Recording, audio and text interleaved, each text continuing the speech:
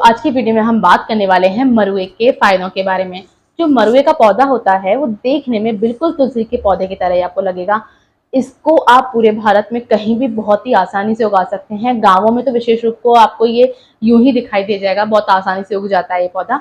इसमें दो तरह के फूल आते हैं, एक सफेद और दूसरा बैंगनी। बहुत ही सुगंध भरा ये पौधा होता है। मरुए के पौधे का इस्तेमाल वातावरण को शुद्ध करने के लिए और अच्छी खुशबू प्रदान करने के लिए किया जाता है और साथ ही साथ औषधीय और आयुर्वेदिक गुणों के लिए इसका प्रयोग किया जाता है, जिसके बारे में वीडियो में हम आज विस्तार से बात करेंगे।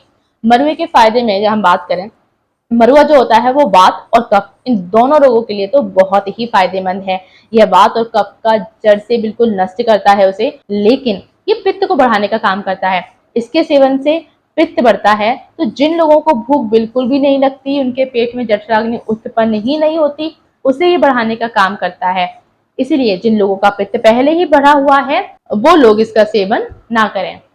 हमने बात की थी कि वात रोगों को ये नष्ट करता है। तो वात रोग कौन से? गैस, कब्ज, अफारा, पेट में गड़बड़ होना, पेट में दर्द होना। और कफ रोग के अंदर आते हैं दमा, अस्थमा, नजला और खांसी।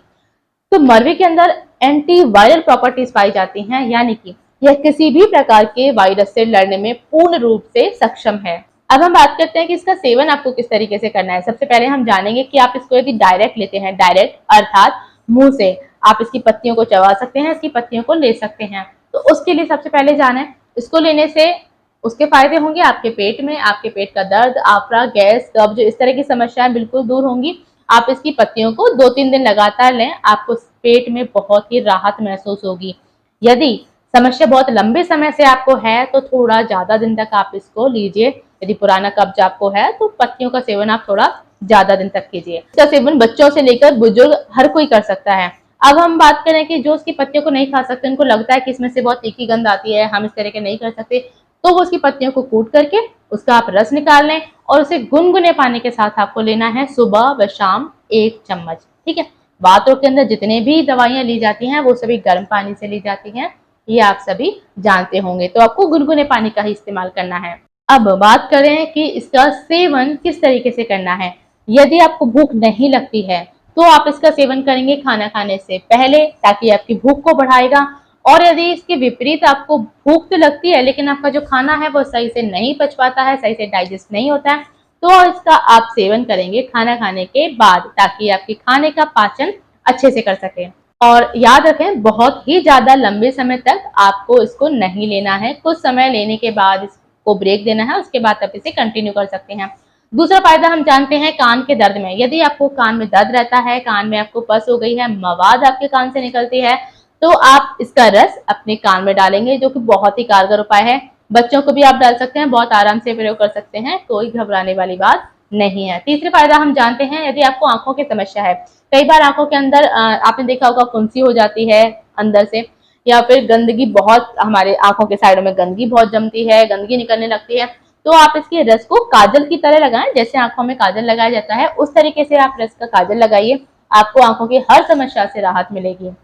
चौथा फायदा हम जानते हैं, यदि दमा और अस्थमा आपको है तो उसके लिए, सांस लेने में आपको तकलीफ होती है, तो आप इसकी भाप लीजिए, आपको बहुत आराम होगा। आप क्या करें, पत्तियां लें, उनको पानी में डालें, उबालें, लेकिन आपको ढक करके उबालना है ताकि इसके अंदर जितना भी ऑयल है पत्तियों का वो वेस्ट ना जाए। जब पानी अच्छे से उबल जाए तो आप एक कपड़ा लेकर के अपने मुंह को कवर करके आप भाप लीजिए। आप देखेंगे आपके गले में जितना भी कफ जमा है पुराना, वो सारा पिघल करके बाहर निकल जाएगा और आपको अस्थमा से राहत होगी। यदि आप ये भी नहीं कर सकते तो आप इसका काढ़ा बना करके ले सकते हैं। जैसा कि हम ऊपर बात कर चुके हैं, इसकी पत्तियों को उबाल लें, जब अच्छे से उबल जाए तो चाय की तरह, जैसे गर्म चाय को आप सिप सिप करके पीते हैं, वैसे आप इसका काढ़ा पीजिए। 2 तरीके हमने यहाँ जाने। अगला 5वें फायदे हम बात करते हैं चर्म रोग के लिए। चर्म रोग अर्थात हमारी त्वचा संबंधी जितने भी रोग हैं, त्वचा पर फोड़े फुंसियां हो गए हैं, फंगल इन्फेक्शन आपको हो गया है, खुजली होती है, इचिंग होती है, उन सभी के लिए इसके पत्तों का रस बहुत ही फायदेमंद है। आप इसके पत्तों का रस निकालें, उस जगह पे डालें, या उनके पत्तों को पीस करके आप उस जगह लेप लगाएंगे तो आपको बहुत आराम मिलेगा। छठा फायदा हम जानते हैं, जहरीले कीड़े यदि आपको कोई काट लेता है तो सबसे पहले तो आप उसका डंक निकालेंगे, ये आप सब जानते हैं, जहां को कीड़े ने काटा है। उसके बाद आप इसका रस उस जगह पे लगाइए, आप इसका लेप लगाइए, बहुत राहत आपको मिलेगी। अगला फायदा हम जानते हैं, छोटे बच्चों को दस्त हो जाते हैं। छोटे बच्चे अर्थात बिल्कुल नवजात की हम यहाँ पर बात कर रहे हैं, इनको आप कोई दवाई दे सकते हैं, उन बच्चों की हम बात कर रहे हैं। तो आप इसके पत्ते लीजिए और उनके पेट पर उसको रगड़ दीजिए, तो उनको यदि लूज मोशन की समस्या है वो ठीक होगी। आठवां फायदा हम जानते हैं गठिया रोग के लिए। गठिया रोग के रोगी काढ़ा पिएंगे तो बहुत फायदा होगा। काढ़ा बनाना हम आपको ऊपर बता चुके हैं।